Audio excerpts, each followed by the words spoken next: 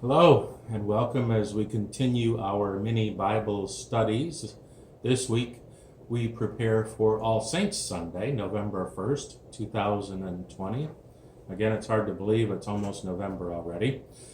Today's Wednesday, October the 28th, and we will be reading and reflecting on the second reading for Sunday, 1 John, chapter 3, verses 1 through 3. First, let me read for you the introduction and then the text itself and share some thoughts that I have gathered.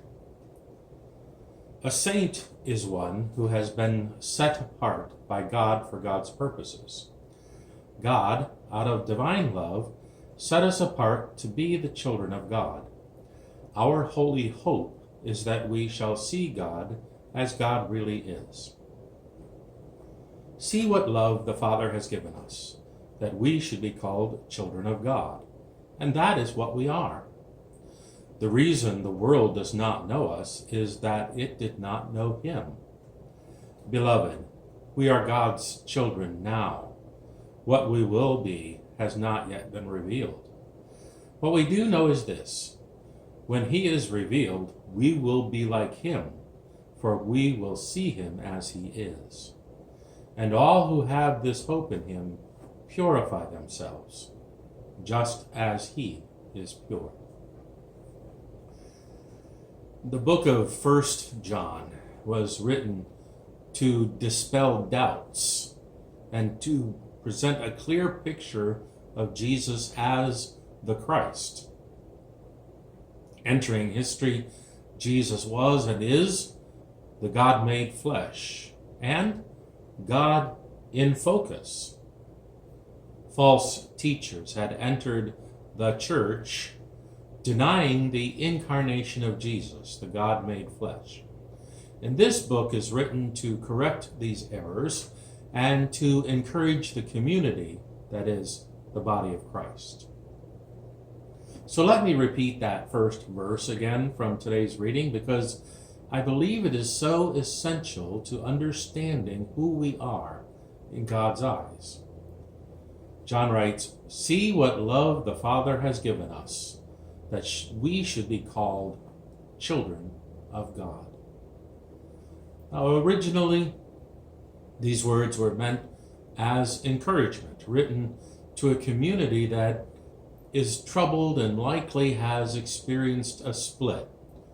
Those who taught Jesus was God made flesh, and those who taught otherwise, although we don't exactly know what that otherwise meant. Whatever were the details of the split, the disagreement had been serious enough that some folks have packed up and left the church. People denying the incarnation of Jesus still understood themselves to be followers of Jesus, although what they believe and confess about Him differs from those who remain as part of the church. Anyone who has ever experienced the trauma of a congregational or even a denominational split can imagine how devastating this development would have been for people on both sides.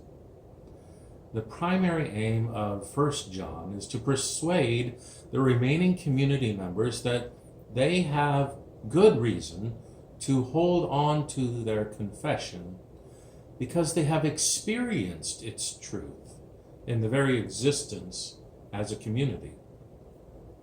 Faith is not simply a matter of intellectual affirmation. It is a testimony of real life embodied experience that has been given to them, given to us by God. It's the glue that holds the church together, and that glue is based on God's love, which has bound them into one family as children of God.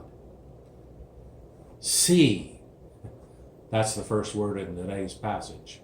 See. So this first word of the passage suggests that the love given by God is something that people can actually see. It's not some hazy, fuzzy, feel-good situation. Rather, it's concrete. It's visible. It's a reality that has been granted to this community that follows Jesus.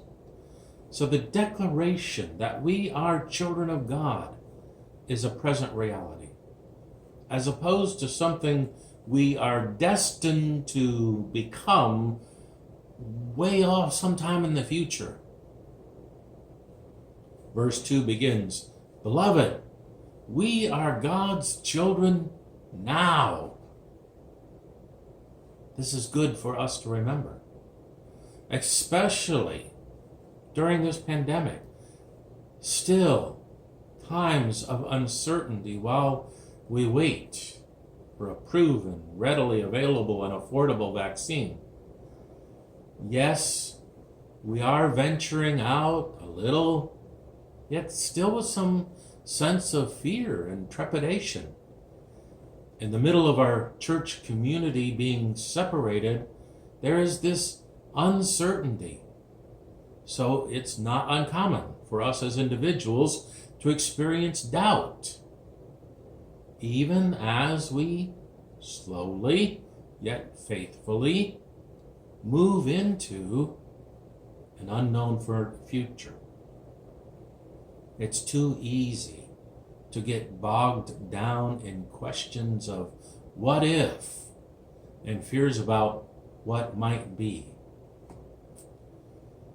I am aware that people often consider the church to be the building, and we cannot gather together in the building. Therefore, the church is closed. It's so frustrating. Pastors and other leaders, probably all over the world, have been assuring Christians that the church is not a building. The church is the people. You, me, anyone listening to this, other people you know. The church is not closed. As we've said before, it's been deployed into the community itself, the larger community. And we try to encourage God's children to be creative in the ways that we take advantage of this opportunity to do ministry differently. So ask yourselves these questions. How is the Redeemer community demonstrating God's love in our broader community, the area around us, Sun City Center, Waimama, Ruskin, Apollo Beach? What creative ways have you used to reach out to others despite your seclusion? How have you assured the most vulnerable among us that they are not alone? As we prepare for this All Saints Sunday, what can we learn from the testimony of the saints of Redeemer who have walked the talk before us? How did our local ancestors of the faith at Redeemer live into their identity as children of God? A little more than 41 years ago, a group of saints, children of God, decided that it would be important to have a Lutheran presence in Sun City Center. We call them charter members. How are we now building on that foundation? Or are we merely taking advantage of what they have done to fulfill our own needs? There's no need to wait until there are more members or more resources or more of whatever we might believe is necessary to be good or faithful or vibrant or a vital congregation. We can be and we can do what God calls us to be and do, even in the middle of this pandemic, from home. God has already granted us the power of being His children. God's children. Already, today, now. Honestly, what could be more powerful? What more could we need? Anything else, truly, would pale by comparison. The time is now to live into our identity as children of God. Thank you for joining me as we continue this journey along, preparing for All Saints Sunday, November 1st, 2020. I hope you're having a great day. Take care. God bless.